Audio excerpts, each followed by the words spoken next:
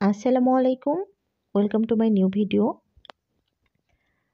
Acrylic colour দিয়ে mask paint করে দেখাচ্ছি। আমি যে তুলিটা নিয়েছি সেই তুলিটা হচ্ছে ৮ নাম্বার তুলি।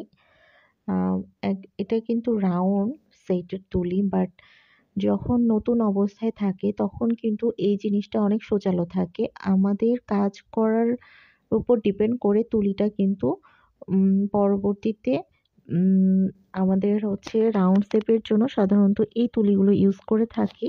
বাট আমি কিন্তু এই তুলিটা একদম সূক্ষ্ম কাজের জন্য রেখে দিয়েছি। সামনে যে আঁশগুলো রয়েছে সেই আঁশগুলো উম দিয়ে শুধুমাত্র আমি এই কাজগুলো করে থাকি। তো প্রথমে আমি কিন্তু সাদা রং দিয়ে করে নিয়েছি। এটা কিন্তু আমি বেস দেইনি।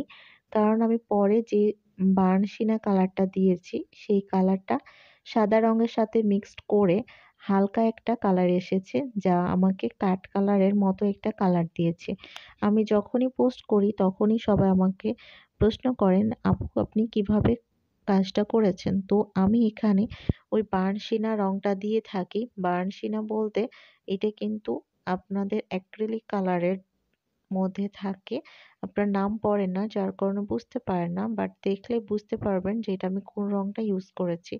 সো আমি এখানে সাদা বেস দেইনি, জাস্ট সাদা রংটা আঁকানোর পরে যখন সাদা রংটা শুকাবে না কাঁচা অবস্থাতেই আমি ওই রংটা দিয়ে দিচ্ছি।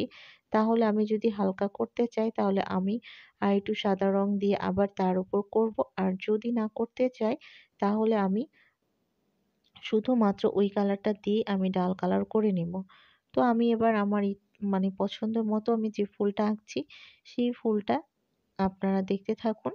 আমি সম্পূর্ণ ফুল দেখাইনি, জাস্ট একটা ফুল ভালোভাবে দেখিয়েছি। আর পরবর্তীতে আমি জাস্ট যে পার্পল কালারটা রয়েছে সেই পার্পল কালারটা দিয়ে আমি অল্প করে তুলির সাহায্যে এঁকে নিয়েছি। তো আপনারা যারা হচ্ছে সূক্ষ্ম কাজ করতে চান দেখবেন যে চিকন তুলি ছাড়া করা যায় না। তো আমাদের যে জিরো তুলিটা থাকে সাধারণত কিছুদিন পরে তার আঁশগুলো নষ্ট হয়ে যায়। সো আমি তার জন্য কিন্তু এই ধরনের তুলি ইউজ করে থাকি। আমার আলহামদুলিল্লাহ এই তুলিটা অনেকদিন যাবত আমি সূক্ষ্ম কাজে ব্যবহার করে আসছি। জানি না আর কতদিন ইউজ করতে পারবো। এটা হচ্ছে টিটি কোম্পানির ৮ নাম্বার সাইজের তুলি। আর যেকোনো হ্যান্ড পেইন্টের প্রোডাক্ট যদি নিতে চান আমার পেজ শখের হস্তশিল্পে নিতে পারবেন। আমার গ্রুপ হ্যান্ড পেইন্টিং, সেখান থেকে আপনারা ফ্রিতে হ্যান্ড পেইন্ট শিখতে পারবেন। যারা হ্যান্ড পেইন্ট শিখতে চান তারা আমার গ্রুপ হ্যান্ড পেইন্টিং লিখে সার্চ করলেই আপনারা গ্রুপটা পেয়ে যাবেন। আর আমার পেজের নাম হচ্ছে শখের হস্তশিল্প। সো আপনারা আমার পেজে ভিজিট করবেন, যে কোনো হ্যান্ড পেইন্ট রিলেটেড যে কোনো প্রোডাক্ট আমার পেজে পেয়ে যাবেন। তো এভাবেই আপনারা মাস্ক পেইন্ট দেখতে থাকুন। আমার কাজ কিন্তু হার্ড হয় না, সফট করার জন্য অনেক ধরনের ভিডিও আছে কিভাবে কাজ সফট করতে হয় আর কিভাবে এনকে বাইন্ডারের সঠিক ব্যবহার করতে হয় সে তার সবগুলো ভিডিও কিন্তু আমার দেওয়া আছে, আপনারা কাইন্ডলি দেখে নেবেন।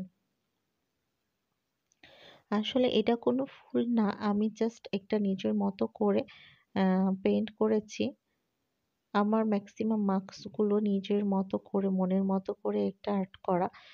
সো আপনারা দেখতেই পাচ্ছেন যে আমি যে রংটার কথা বললাম সেটা আমি অল্প করে তুলির সাহায্যে কলিগুলোতে দিয়ে দিচ্ছি, যাতে করে আমার হচ্ছে ফুলটা সুন্দর দেখায়। একদম সাদা তো ভালো দেখায় না, তাই আমি অল্প করে তুলির আগাল দিয়ে আমি শুধুমাত্র সরু অংশগুলো এঁকে নিচ্ছি।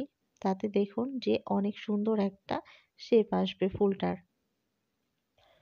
তো সবাই ভালো থাকুন আর আমার চ্যানেলের সাথেই থাকুন। আপনারা যদি মনে করেন যে আমার ভিডিও দেখে আপনাদের উপকার হচ্ছে তাহলে আমার উম সাথেই থাকবেন। আমার ভিডিওগুলো আপনারা অবশ্যই শেয়ার করে দেবেন। তো আজকে এ পর্যন্ত। সবাই ভালো থাকবেন। আল্লাহ হাফেজ।